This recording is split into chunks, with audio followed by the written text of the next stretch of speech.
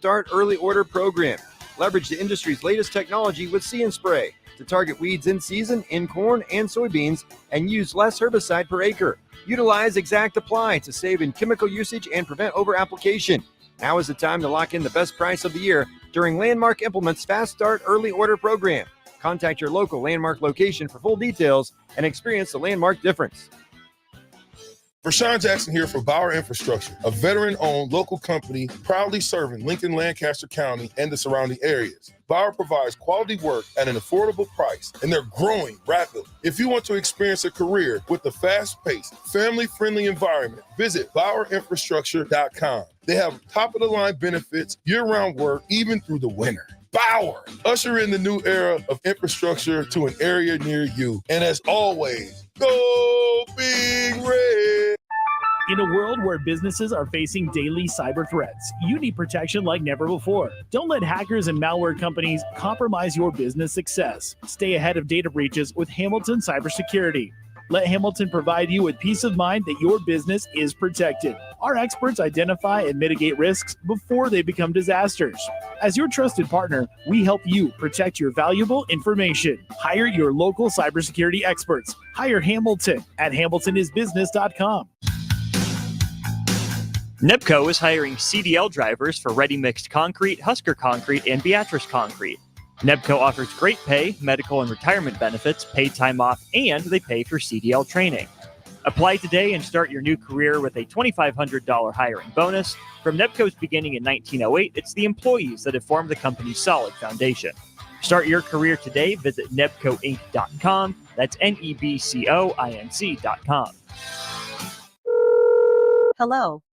Angela, we have to break up. But why? Because you're a robot and I'm just a guy trying to get better internet. It's Aloe Fiber, isn't it? I always knew you wanted faster speeds. My contract isn't good enough for you. Face it, Angela, they let me talk to real people. Press 4 to break my heart. Oh wait, you already did. Visit aloefiber.com to switch today. You already know that Select Plumbing takes care of all your plumbing needs, including water heaters, faucet repairs, leaks, drips, sump pumps, and more. Now, they're able to help you with your heating and air conditioning as well. Select Plumbing has recently expanded into residential heating and air, and they're excited to bring this new service to their complete list of plumbing services. Call to book an appointment today at 402-560-6197 or go to selectplumbinginc.com. Serving Lincoln, Seward, Milford, and the surrounding areas. Whether you like fishing together or fishing to get away, for the thrill of reeling in a big one, or just going out to have a good time, on the banks of your local pond, at a bend in a river, or on one of our many lakes and reservoirs, you'll always find the perfect place to cast a line, here, beneath Nebraska skies. Start planning your next fishing adventure today at letsfishnebraska.com. Sponsored by Nebraska Game and Parks, aired with the Nebraska Broadcasters Association and this station. 93.7 The Ticket is proud to provide listeners with daily opportunities to win contests and prizes on our airwaves, and would like to take this opportunity to remind you of a couple rules. All participants must be 21 or older and must wait 30 days after winning a prize before participating in another contest. Once you win, you have 30 days to pick up your prize at the K&TK Studios, 1040 O Street in Lincoln, or your prize will be forfeit. Thank you for participating in our contest, and thank you for listening to 93.7 The Ticket.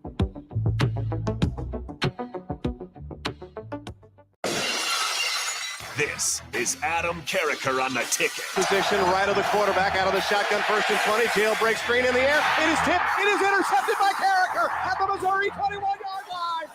Live from the heart of Lincoln, America, 8-year NFL vet and All-American defensive lineman Adam Carriker. Shotgun snap to Everett. He's got the left arm going, and now he's got a whole lot of Adam Carriker who rips him down inside the 25-yard line. On 93.7 The Ticket and theticketfm.com. Here's your host, Adam Carriker. Welcome, everybody, into another edition of the Big Ten Show. Yes, I know I don't have my patented V-neck shirt or collared shirt on. My closet is very limited as we're kind of basically renting this Airbnb while we're in the midst of moving, I should say, in the middle of moving, but that's okay. What am I wearing? My white Mountain Whitewater. Okay, nice. So we actually lived in Colorado for a long time. We had a tradition with our kids. I not intend on bringing this up, but I guess we're going down this road. We'll have some fun. Whenever they turn 10, they got to go mountain whitewater rafting. And so that's become a big tradition. So I have 84 kids. We've gone like 84 years in a row, and it's been a blast. But anyways, welcome to another edition of the Big Ten Show. I'm Adam Carriker. Big announcement today. Okay. Rhett Lewis and I will officially be co-hosting the Big Ten Show. Let's go forward. How you feel about that, Rhett? Pretty dang fired up, to be honest with you. And I'm excited to, I mean, look, I grew up in the Big Ten. I love the Big Ten. My dad went to Indiana. I went to Indiana. I followed the Big Ten for as long as I could remember. Football, basketball, most recently baseball and softball, as my beloved Indiana Hoosiers were the only Big Ten team to be represented in both the softball and baseball postseason NCAA tournaments.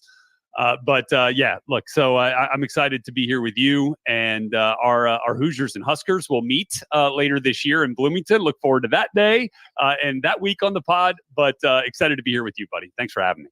At some point, not today, but at some point when it's appropriate, I want to pick your brain on Bobby Knight. That dude just intrigues me to no end. But we'll do that closer, for sure. Yeah, to basketball season for sure. So that's the big news here. Brett joined us a couple of weeks ago, had fun together, did a bit of a test run. I think last week we kind of knew, but making the official announcement today, we'll be co-hosting the Big Ten Show going forward. Real quick, I want to give a shout out to our sponsors, Jacobson Seed, the Jacobson Seed Company. Check them out at jacobsonseed.com. They are your healthy hybrid advantage. Also, Bonzel Pool and Spa. Check them out at bonzelpool.com. If you're looking for and or need, or you think your life requires a swimming pool, hot tub, and or sauna, they are the place to go. If you have a swimming pool, hot tub, or sauna, and you like it taken care of, they do a phenomenal job. Bonzelpool.com. Now, we are going to, last week we went through the top 9 for those who missed it. Okay, we ranked our top 9 quarterbacks, your list, my list. There was some crossover. There were some differences to be expected. We will get to the back 9. I mean that with respect. I like it. Not a golf reference. I suck at golf. But the back 9 here. But before we do that, Caitlin Clark. I've talked about her like no less than 4 million times on this show, and I'm rounding down. Okay, former Big Ten all-time great women's basketball player, now making a little bit of news in the WNBA. Okay, so for those who don't know, all right, she's getting sort of a welcome to the WNBA moment by some of the other ladies, some of the other vets in the WNBA. The big news recently, all right, Kennedy Carter shoulder checked her during Saturday's game. That video has been everywhere. If you have not had a chance to see it, type it in, it'll come up in like a half a second. Okay, but the physicality with which she's being welcomed to the league has sparked a lot of debate. I guess you could use the word controversy if you want. But Rhett, I want to talk about this right off the top of the show. What are kind of your thoughts on this? Well, let's be perfectly clear. From the outside looking in, and for anyone else who was watching, that was a cheap shot. That was a dirty play. And I think that was an attempt, at least it appeared an attempt to send a message. And I feel like that message was ill-informed. But here's the other part of it. That's not the first time that there's been a cheap shot in the WNBA. Mm-hmm. That's not the first time that there's been a cheap shot in any form, in any sport. It happens at every sport at every level. Now, the part of it that's ill-informed is that, you're attacking, if you will, a star. Right. And make no mistake, Caitlin Clark is a star in this game and in that league. And the issue here to me is that, I think that the increased attention is in part because she was the number 1 overall pick. I think if you'd have done that to Caleb Williams in his first game, for the Bears, you're going to be getting a similar, adverse reaction. That's fair. Now, the other piece of this here is that, Caitlin Clark is a big reason why there is more attention, why everyone is talking about this, certainly. Certainly not the only reason. We've seen increase in WNBA awareness and viewership and all this stuff over the last couple of years. Certainly major increase this year and well-deserved. And her star, if you will, is well-deserved from her career in Iowa. Now, I have no problem with Kennedy Carter or anybody else in the WNBA playing her tough, playing her hard, trying to assert dominance over her. That's the great thing about sport, is you get to impose your will on other people as long as you do it within the framework of the game, within the framework of the rules. That's obviously not what happened here. Should have been called a flagrant foul on the court. Wasn't. Now was corrected. Whatever. Besides the point. So if you are trying to send a message, that's okay. Do so within the framework of the rules, within the framework of the game, right? Don't make it. That's a non-basketball play right there. I think it's clear as day. The second piece of this thing here that I take issue with, every one of Caitlin Clark's teammates need to show that they have her back. And maybe they do, and maybe they've said it in private, but there needs to be a public show of support when your teammate gets attacked like that on the court. Mhm. And I think that part of it, to me, I want to see more of. I want to see somebody from the Fever saying, you mess with Caitlin, you're messing with all of us. Same thing with Aaliyah Boston. You mess with Aaliyah Boston, you're messing with all of us. Mhm. I didn't see that as much. I'd like to see that maybe be a rallying point now for this team. And the last part, Adam, my guess is Caitlin Clark wants to be done with this thing as soon as possible. She wants to play basketball. She wants to play with her teammates. She wants to help her team win. The last thing she wants to do is be caught up in the middle of this controversy. And I'm sure she understands that it's part of the deal that comes with being, a star that way, that comes into the league and the number one overall pick. People play her tough, but you gotta understand, and you don't go easy on her because, oh, she brought all this attention. Let's just let her No. That's not what it's about, but it's about understanding where you're crossing the line with being tough and then being dirty. To me, I'll be honest with you, I got like 15 different angles I can attack. Yeah. I want to attack this from. This may take more than a few minutes, but that's okay. Is this fair? I want to look at it from that way. Is it versus cheap? The coverage of the WNBA, okay, because Monica McNutt went McNuts on Stephen A. Smith the other day on ESPN First Take after they debated for like 45 minutes straight, which I've never seen them do without taking commercials. Okay, we can talk about it that way. You got Pat McAfee. My kids listen to this show, so I'll say it like this, and I think Pat's great, to be honest with you. Yeah. Okay, but he called her a white bee, talking about Caitlin Clark, and he has apologized since. But when I heard that, I about fell out of my chair. I mean, even for Pat McAfee, that was astounding to me.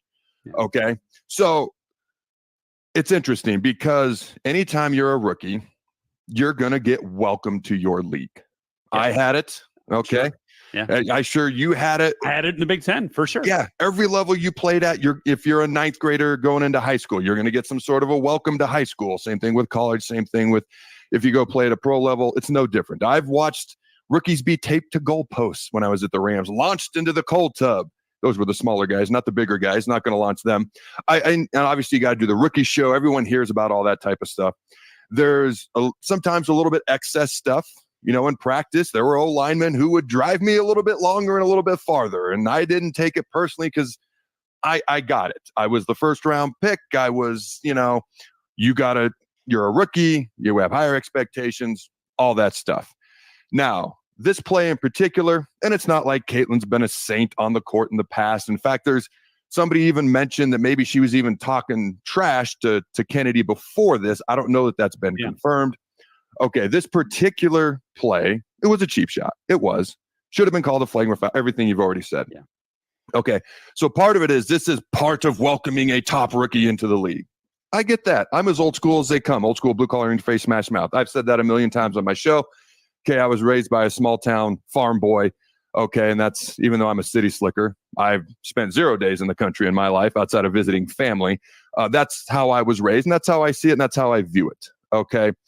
I think for me, when Cheryl Swoops, legends, people like that were saying things about Caitlin Clark before she was ever drafted. Yeah. You knew this was coming. It was predetermined. There was a little something extra to it. You knew it was coming. You can't be surprised by this. To me, this is a little bit more than welcoming her to the WNBA. To me, and I don't know why this is the case, but certain folks have used the word jealousy, and somehow that became more than just an adjective. It became a derogatory thing. You're supposed to stay away. I don't understand. Maybe I'm missing something. There's some probably jealousy, resentment. Part of it is we've been here. We built this league. Now you're getting all the attention. That's one way to look at it. And there's some validity to that. The other way of looking at it is the WNBA has been a great league for a long time, but now you're getting more attention than you've ever had, probably combined. And I say that with all due respect, but it is what it is. And so while you should treat her, not with kitty gloves, just like any other top pick rookie, at the same time, I think there should be a little bit of an appreciation. High tide raises all ships. A competitive respect. Yes. Right? Yeah. Like high tide raises all ships. More attention, more money, more revenue, and you're going to benefit from it. Yeah. I feel like they don't want her in the league, and maybe I'm wrong with that. And that would be the worst thing possible, because that's just some of the things that have been said and what I expected to happen. And then you see it happen. No shocker whatsoever. So I hope it's simply, hey, rookie, welcome to the league. I hope it's not, we don't really want you here because you're getting the attention that we think we should have had for years. If that's what it is, then that's a much deeper problem. Yeah. And I think, I don't want to say that's the ill-informed messaging that I was referring to, right? Yeah, I don't want to say like a bubble-like mentality, but welcome the rest of the world that she's helping to bring. Okay, that's all I'm saying. I think you kind of covered a lot of the bases here. Cheap shot, yes. Send a message, probably a big piece of that. Again, ill-informed message, right? And I think I'd like to see some support visibly towards her from her teammates. You know, because like that happens to you in a game, somebody's going to get your back, right? And let's see more of that. Now I'm not saying he's got to come to swinging, throwing punches and stuff. No. There's a way to support your teammates the right way, right? And I think we see that in a lot of sports. I think that's something that you'll probably see moving forward. But I again, to put it kind of simply here, play tough, play her physically fine, but do it within the framework of the game. That's kind of the only thing we can ask for here. So coming to your teammates, have aid or having their back. I have the vision of a quarterback maybe getting hit late. Boom, here comes the whole freaking O-line over there. Oh yeah. It doesn't mean it's all of a sudden a gigantic melee. I mean, you don't want that, but they're there to have his back. Yes. I don't see any of her teammates doing that in the game, in the press conferences, in the media, publicly. And I remember this was before the NCAA tournament ever started. It might have been before the Big Ten tournament even started, and Iowa ended up winning the championship. I said, she's a generational talent, but she needs to go to the right locker room. Because otherwise there's going to be, because this is right after animosity. It said some of the things. She needs to go to the right locker room. And I'm starting to wonder if she was drafted to the right locker room or not. Is that a fair thing to wonder?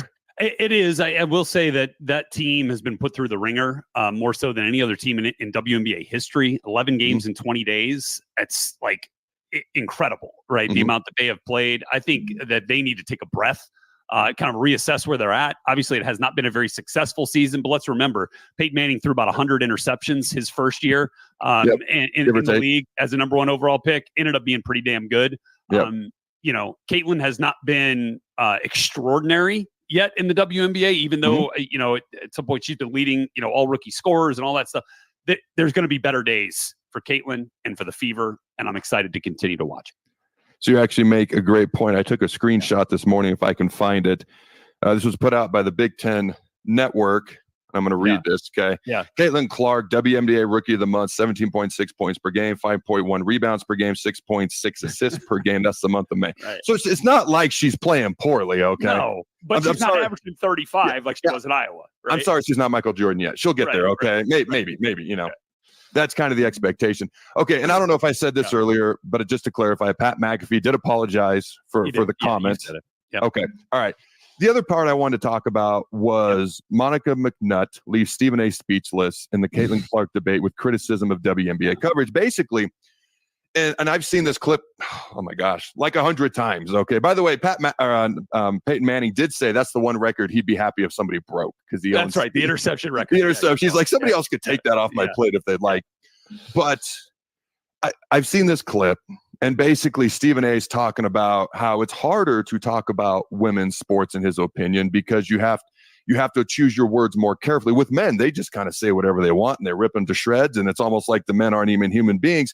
And I've never felt sorry for the men. You've been there, I've been there. It's part of the gig, it's part of the job. Okay. I always said just don't make it personal. If you don't make it personal, it's all fair game to me. Yeah. Okay, but he said when it comes to women, in his opinion, you got to be much more careful. He didn't use the word delicate, but he was frustrated. He resented how much he felt like he had to protect the words when he was talking about women. So that's the first part I wanted to bring up. And that's not the main part, just something that he brought up. But Monica McNutt, in response, and he said, nobody talks about WNBA more than First Take. And Monica McNutt really did not agree with that. She basically said, with your platform, you could have been talking about the WNBA for years and you haven't been. And he kind of was like, wow, just like left speechless. Yeah. So what are your thoughts on that?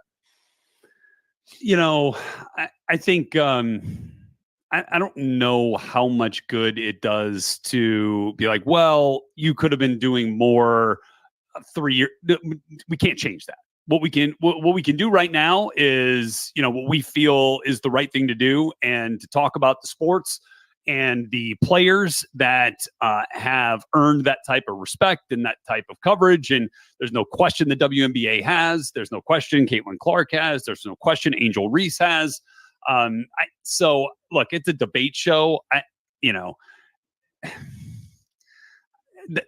don't know that debating on a debate show, how much a certain debate show debates about a certain topic is really compelling television to me. Now, was it interesting to see the reactions? Yes. But that's kind of where it stops for me.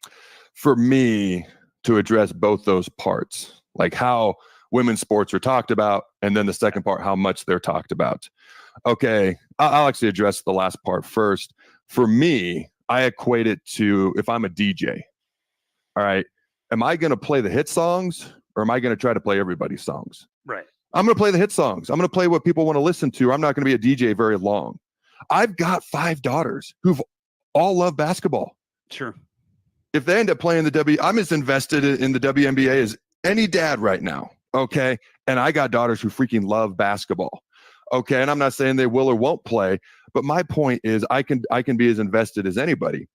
But if the interest isn't there in a general sense, I'm not going to play your song. So Stephen A. Smith needs to talk about what the hot button topics are. Like when you and I come on here, let's be honest, we're going to talk more about Ohio State and Michigan. Okay, probably then no disrespect. I don't know. I'm going to pick 2 schools, Purdue or something like that. And if they have a great season, we'll talk about them. That's just how it works. So that was my one thought. And the other thought is I thought it was interesting that Stephen A. they were talking about the WNBA, and then all of a sudden he was being told how to talk about it. So you need to talk about us more, and here's how you talk about us. And I was like, that doesn't make sense. I know you're not enjoying this topic. To me, it was just kind of interesting to me. Because I tend to guard my words when it comes to women a little bit more because I was taught to respect them and treat them with respect. Okay. Rightly so. But if you want to be talked about more, the interest has to be there. Just like we are probably going to talk about football more than any other sport here. Okay. We're former football players, but if another sport arises and gets that interest, we'll talk about it. Yeah. But if we're going to talk about it more, don't all of a sudden then tell us how to talk about it, because then the talking about it's probably going to go down. So anyway, I get that point too. Yeah.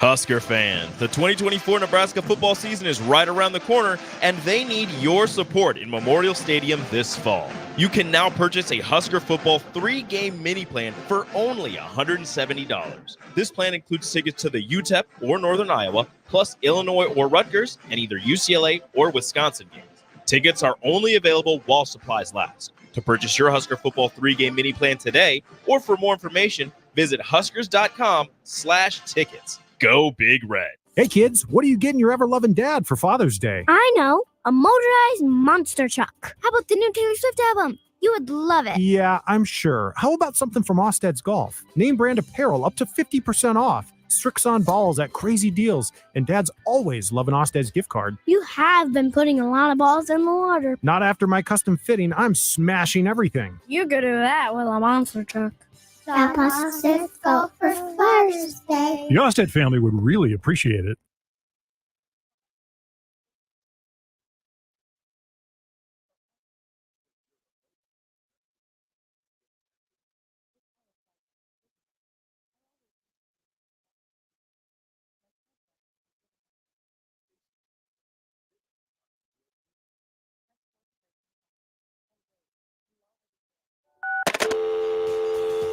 Visit allofiber.com to switch today. Perch Merch is your one-stop shop for all your printing and promotional needs in Lincoln, Nebraska. They specialize in screen printing, embroidery, vehicle wraps, window wraps, print collateral, promotional products, and signage. At Perch Merch, they are committed to delivering high-quality products and exceptional customer service. Their experienced team of designers and printing professionals will work with you every step of the way to ensure that your vision is realized. Call for a quote today at 402-217-5212 or go to perch-merch.com. Hey, baseball fans, join the Blur Tailgate at Hilton Omaha this June for our 12th annual hospitality event during the College Baseball Championship Series. Book an experience for your clients or employees with an inclusive bar, buffet, TVs, music, and tailgate games. Secure your spot today and let Blur Events take care of all the work so you can enjoy the day. Plus, we're just steps away from Charles Schwab Field. Visit blurevents.com to book your group, buy tickets, or learn about sponsorships. That's blurevents.com, your college baseball and football tailgate destination. Sandhills Global is hiring. With their fast-paced, growing culture, they have hundreds of new openings in sales, marketing, traveling support, software development, web design, and more. Full-time roles offer a 4.5-day work week, along with flexible internships in most areas. Career and internship opportunities are available at our global headquarters in Lincoln, Nebraska. Find your fit today at www.sandhills.jobs.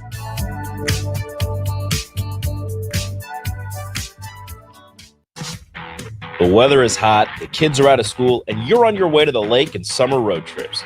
Are you getting to your vacation spot comfortably, or is your car letting you down? Mullen Motors Lot is full of great vehicles to take home, so you don't have to worry about your current car barely surviving another road trip. Come check out their lot just north of 48th and Layton and find your next ride for summer road trips and beyond.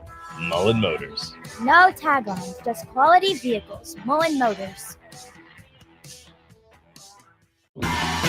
Wall-to-Wall Wine and Spirits is your place in North Lincoln to go for all your needs in wine, spirits, and beer. They also have a large variety of cigars in their walk-in humidor, and they have a top-notch walk-in, temperature-controlled, high-end wine bar. Plus, you can enjoy free samples from their tasting bar. There's only one place to go for all your needs for wine, beer, spirits, and cigars. Wall-to-Wall Wine and Spirits on North 27th Street in Lincoln.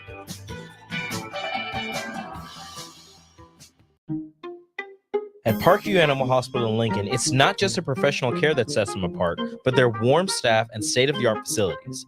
Whether it's for a routine checkup or a comprehensive medical procedure, at Parkview, your pet isn't just another number, but a valued member of their caring family. Visit them at pahlincoln.com today and in person just south of 14th and Pine Lake Road. Parkview Animal Hospital, your pet, our passion. For happier, healthier furry friends. You already know that Select Plumbing takes care of all your plumbing needs, including water heaters, faucet repairs, leaks, drips, sump pumps, and more. Now, they're able to help you with your heating and air conditioning as well. Select Plumbing has recently expanded into residential heating and air, and they're excited to bring this new service to their complete list of plumbing services. Call to book an appointment today at 402-560-6197 or go to selectplumbinginc.com. Serving Lincoln, Seward, Milford, and the surrounding areas. Do you need motivation to get to the gym on the weekend or even in general? Tune into the Movement Hour each Saturday from 10 to 11 a.m. Movement Academy owner Robert Kuhlman will host the show as he introduces new ways to stay in shape. The Movement Hour every Saturday morning from 10 to 11 a.m. on 93.7 The Ticket and theticketfm.com. In every office, there's two types of people. There are those who bring in bagels and those who eat the bagels that someone else brought in. Everybody likes the first person. Be that first person. Weekday mornings at 7:30, you have a chance to win a business box of bagels from Bagels & Joe. All you have to do is shut up, Sipple. 2 questions for you, 2 for Sip. Win and the bagels are yours. Lose, well, you don't want to lose. You lost Monday, you lost Wednesday, you're a loser. Shut up, Sipple. Weekday mornings at 7:30, brought to you by Bagels & Joe. You're listening to Adam Carriker on The Ticket on 93.7 The Ticket and theticketfm.com. All right, good with that topic? Yep. Okay. All right, my friend, the back nine. Well, let's go through our top nine first. You want to go through your top nine? Sure. Yeah, I'll recap where we were at. Quarterbacks in the Big Ten. As we assume, there could be some change, right? Fall camp, there's still some positions and some pecking orders that are yet to be firmly established or confirmed by school. So this is how I kind of see it at this point. We both agreed. Dylan Gabriel, Oregon, entering as the top quarterback in the conference, perhaps the country this year. We shall see. Will Rogers from Washington was my number 2. Will Howard from Ohio State was my number 3. Interesting. All 3 of those guys will be first-year players at their institutions after transferring in. Number 4, homegrown. Penn State, Drew Aller is my number 4. Curtis Rourke, another transfer in from the MAC and the University of Ohio, or Ohio University, moving to Indiana. Got him there at number 5. Hudson Card from Purdue, back for his second season with Ryan Walters, is my number 6. Miller Moss, if he ends up taking the reins full-time for Lincoln Riley after an incredible bowl performance for the Trojans this past season, is my number 7. Caden McNamara, whose first season at Iowa was robbed after an ACL injury, ended his season early. He is my number 8 quarterback. And then Aiden Childs is my number 9 quarterback, following Jonathan Smith from Oregon State to Michigan State. That's how I got him 1 through 9. All right. So I'm just going to be fully honest with you. I cannot find my list from last week. So I'm going to try to remember as much as I can here. Dylan Gabriel. Yep. All right. And like you said, he may be the top quarterback in the entire country. Probably either him or Beck out of Georgia. Okay. Yep. All right. No, so the list I can see here is 3 Drew Aller, 4 Miller Moss. Yep. So 2 must have been Will Howard. It was. Yep. Out of Ohio State. And I mentioned that, yeah, he's skilled, talented guy, but it's almost like, hey, you're coming here with skill and talent, but you got a ton of it around you. So just don't screw it up. So a lot of that is, the talent around him as well. Yep. Okay. All right. Man, do you remember my number 5? 6 was Dylan Raiola. Dylan Raiola was 6. I think your number 5 was Miller Moss. Or did you already have him there? I had him at 4. 4. Okay. I focused so much on our next 9 quarterbacks. I didn't even think was it Rogers? Was it Rogers from Washington? Yes. There you go. That you got it. Okay. Yeah. Rogers at 5, Raiola at 6. All right. Tyler Van Dyke from Wisconsin at 7. Yep. I know I had Aiden Childs at 9. Do you remember 8? I'm trying to 8. Alex Orgy. Yes. There you All go. right. There you go. Nothing like having a co-host to help me remember my list. That's what I'm here for. It's teamwork, baby. I appreciate it. Back. Dude, I focused so much on the next 9. And then I was like, let's recap it. I'm like, oh crap, I don't remember. I don't remember. Like I remember most of it, but not all of it. Right. All right. So let's go to Aiden. We both had Aiden Childs at 9. Okay. That's Who right. do you have 10th? So at 10, I had Tyler Van Dyke from Wisconsin, who obviously transferred in from Miami. And you talked a little bit about him. He's got was a highly recruited kid going to Miami. I think he's got some real talent. I think that there's a lot about the experience at Miami that might have sheltered that talent a little bit, whether that was a shaken confidence, whether that was, maybe not a perfect scheme fit there in Miami. But I think this is going to be really interesting at Wisconsin, because last year it did not feel like this offense truly found rhythm in Phil Longo's, spread it out type of air raid offense. It felt like a weird fit initially, right? Going to Wisconsin, where they put offensive linemen into the league, year after year after year, running backs into the league year after year after year. They had a 6'3", 250-pound running back in Braylon Allen that got drafted this year, but that had come into last season, and everyone was like, how is this going to work with Braylon Allen in a dominant run game, a physical run game? Look, air raid will run the football. Let's make no mistake about it, right? You can go back to Mike Leach's days. He loved to run the football too, but it's just done a different way, and it never felt like they had the person. I was like, square peg, round hole, or round peg, square. One of the two. Whatever. Yep. You get the analogy there. It wasn't working. Yeah. So this, I feel like Tyler Van Dyke, bringing him in here for a real chance to run this system, I think has the opportunity for a better fit. I've talked to Tyler. I think he's a very prideful guy. I think he is a very competitive dude. And I'm really interested to see the full scope of his talent come to play here at Wisconsin. So he is my number 10. All right. At 10, I have a guy I believe you listed him last week, Curtis Rourke. Okay. That's right. Indiana. Yep. I love guys like this. Okay. Guys who come from a smaller school, or maybe a little bit overlooked, undervalued, however you want to phrase it, getting a chance to play in the big time. Now, this is a guy coming out of high school, again, 2-star recruit, last 5 years spent at Ohio, starter is the last 3 years. It's a former MAC Offensive Player of the Year. He's getting his chance to play with the big boys, and this is his opportunity to prove himself, okay, in a Power 4, really the Big 2, one of the Big 2 leagues, and also help his own NFL stock as well. This is a guy that I'm very intrigued to see how he can do playing at this level. And I'm curious to see, again, the high tide raises all ships and things of that nature, the talent around him, how much that does or doesn't help him when they face some of these other really highly touted, talented Big Ten teams. Who you got next? Yeah, at 11, I have Ethan Garbers from UCLA. So Garbers and Dante Moore, a true freshman, again, a 5-star quarterback there at UCLA, both started last year.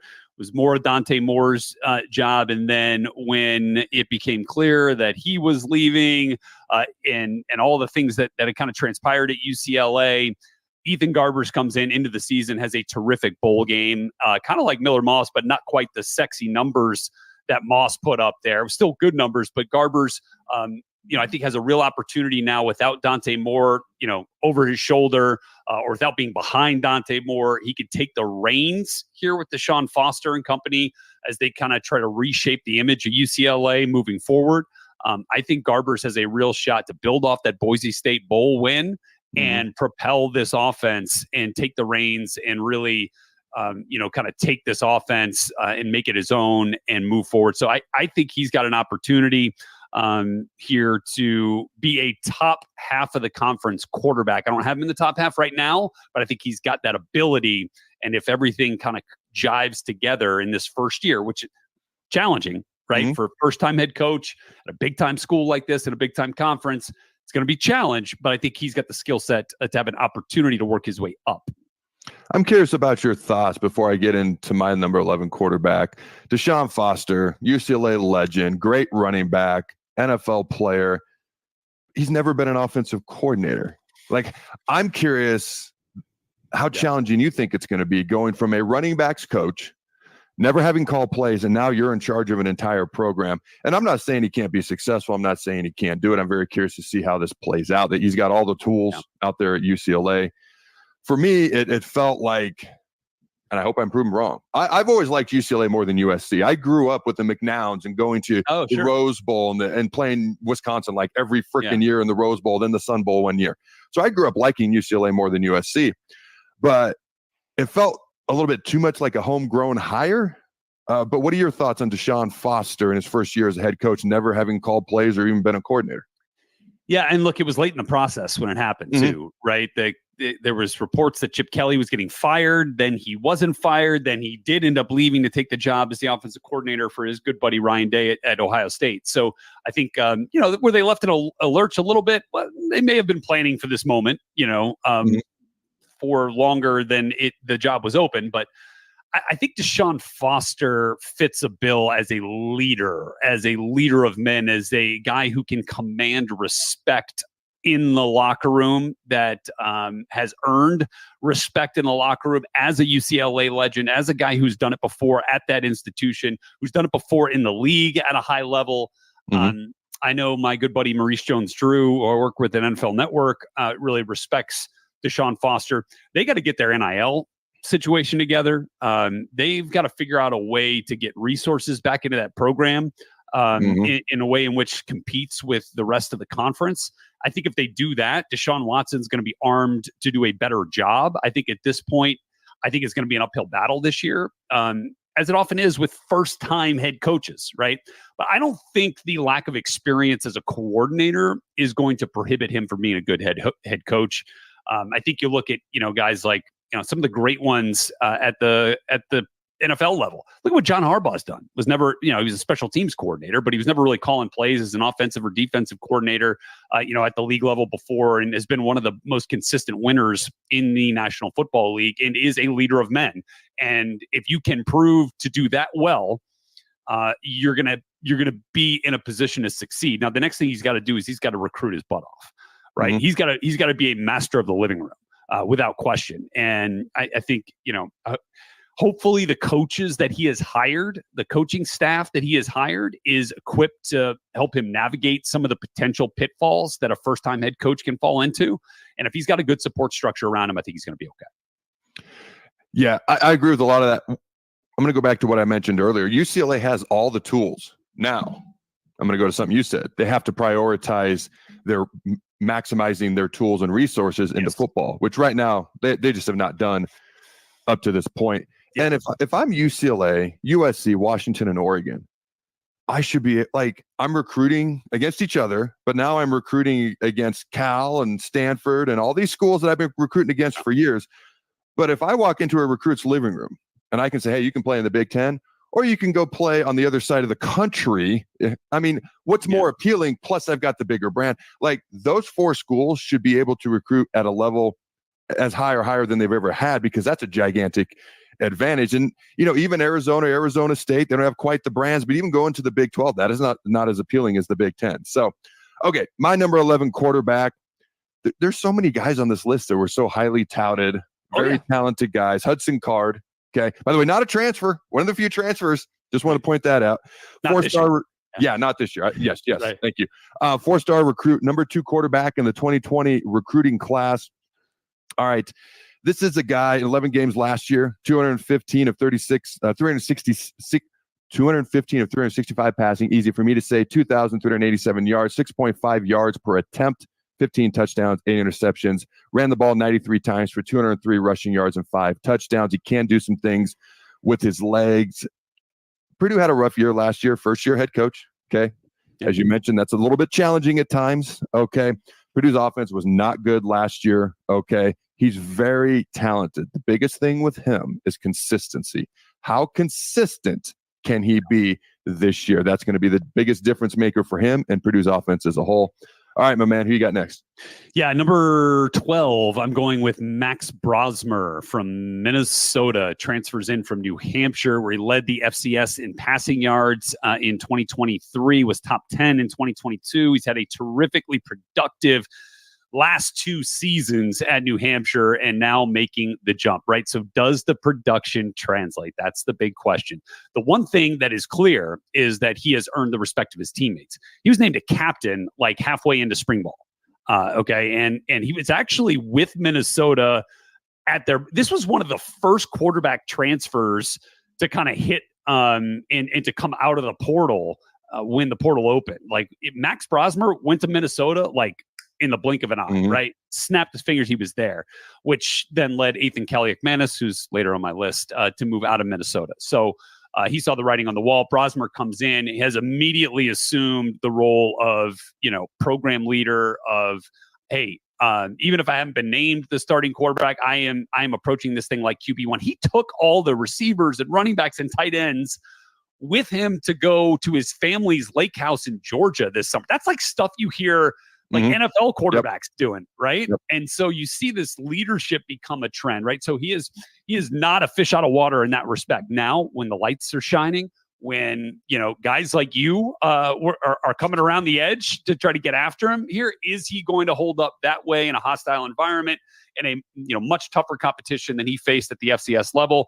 That remains to be seen, but the potential for that production is there. We have seen it at a lower level. Does it translate? Brosmer 12. We agree completely.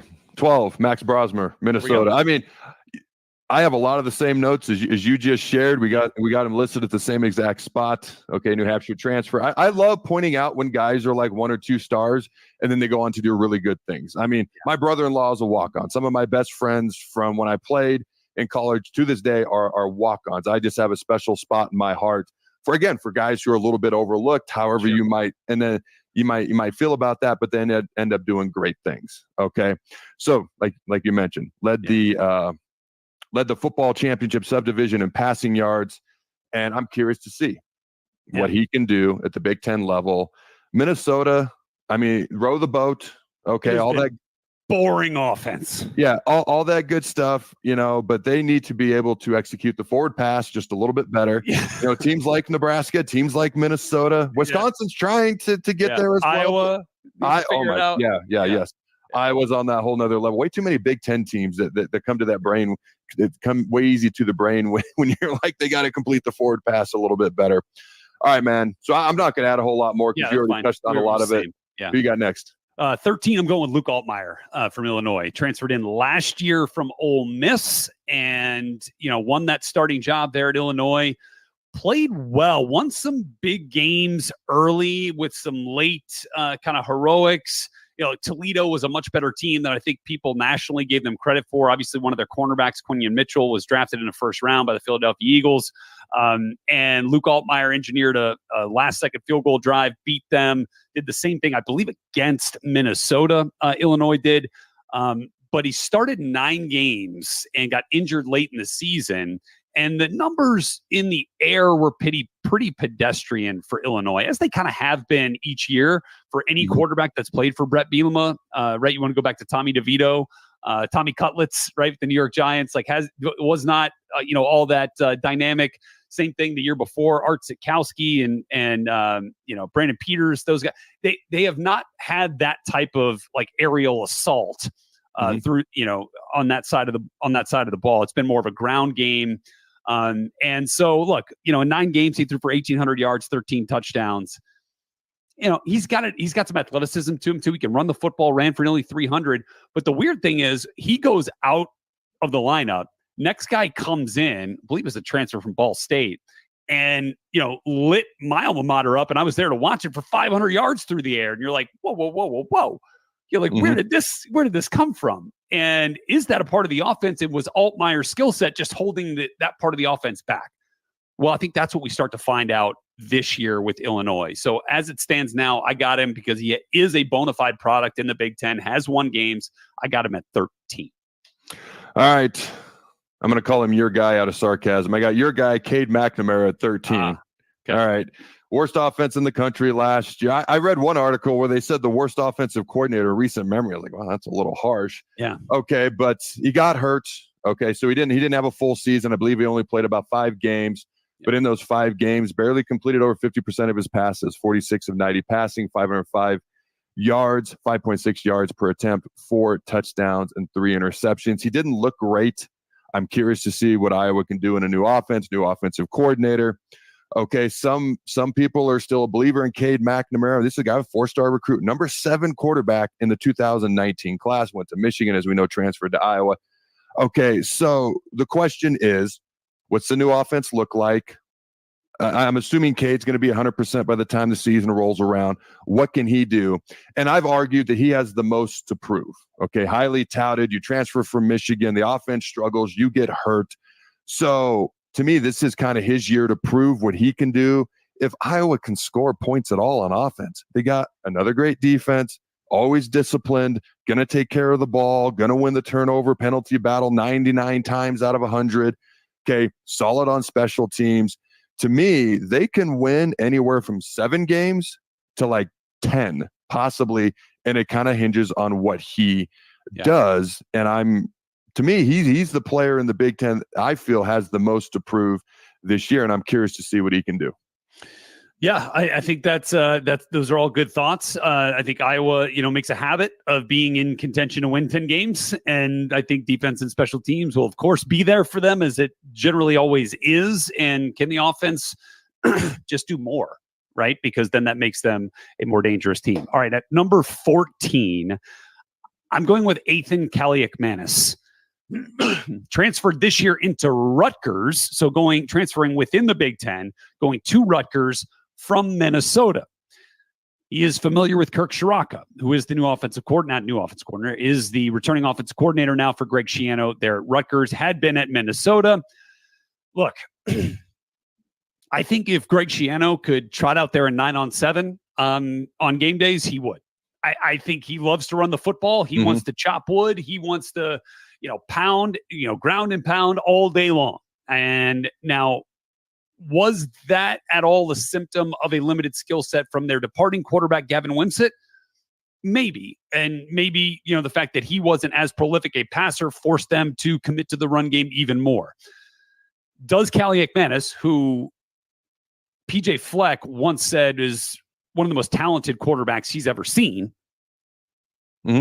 but it never quite transpired this last year through the air for Minnesota's offense. So now as he moves to this Kirk Shiraka offense there in Piscataway, New Jersey, is it a better scheme fit?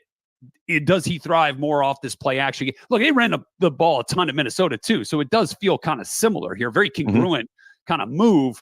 But for me, with Callie McManus, I'm hoping it's a better fit for him. Hoping it's a better fit for Rutgers, and look, I think this is probably where their quarterback is going to end up the way that they want to run offense. Like, I just don't think you're going to see a top half of the conference quarterback because they're not going to be afforded the opportunity to put up the numbers that warrant that type of distinction.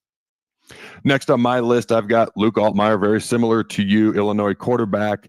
All right, so this is a guy, another four-star guy, another guy with a lot of talent, okay? Kind of a so-so season. To me, he did some good things. You could even argue he was starting to trend upwards a little bit right before the season-ending injury, unfortunately.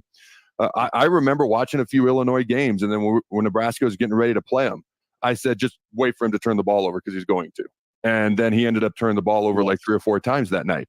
When you have 13 touchdowns and 10 interceptions, and you didn't even play double-digit games, you've got to take care of the ball better.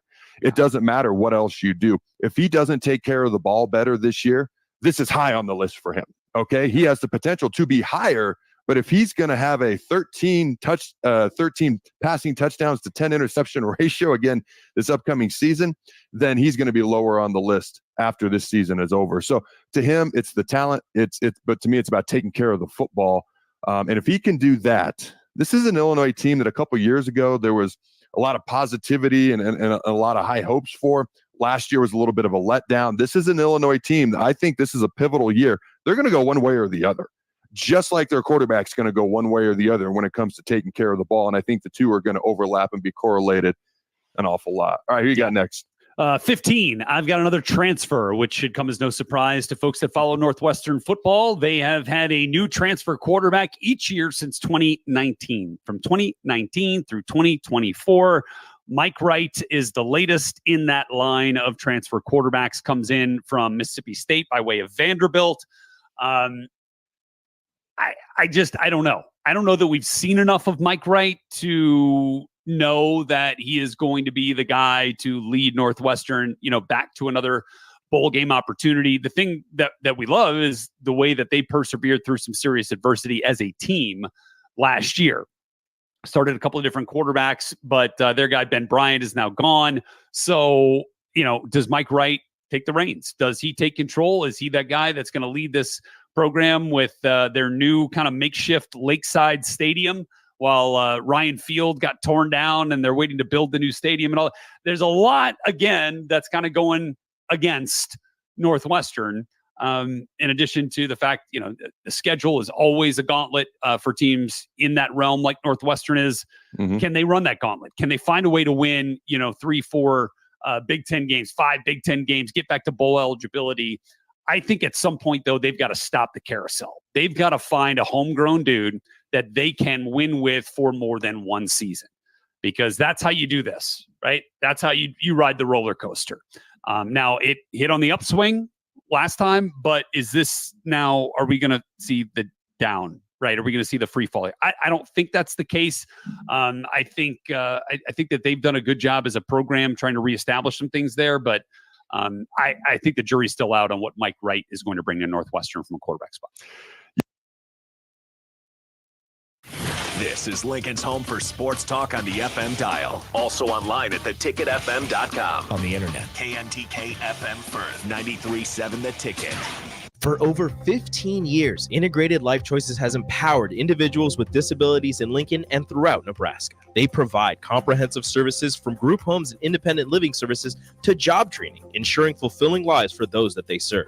Now, they're inviting you to join their mission. If you're passionate about making a difference in the lives of people with developmental disabilities, explore rewarding career opportunities with them.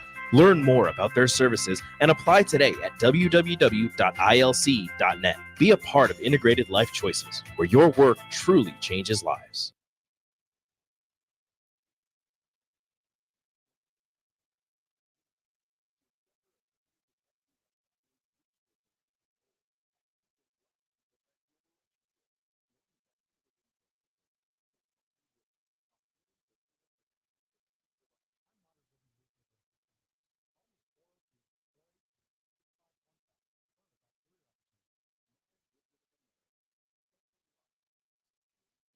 93.7 The Ticket, Fox, KFXL weather. Brought to you by Bryant Air Conditioning, Heating, Electrical, and Plumbing.